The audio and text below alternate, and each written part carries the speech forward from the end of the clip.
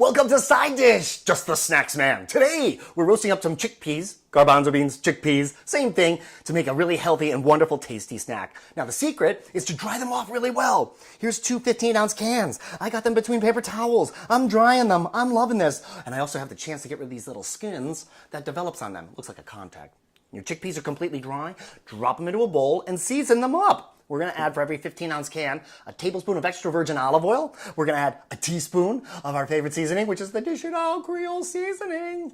And once these are all nice and dressed, they go onto a sheet pan, not overcrowding because we don't want them to steam.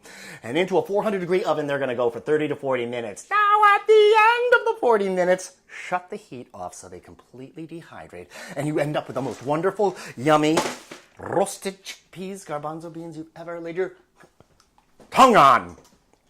I'm not sure where that went, but I'm going to find it while you subscribe to our YouTube channel at Dish It Out TV. All one word. I'm Tony. Chick, please.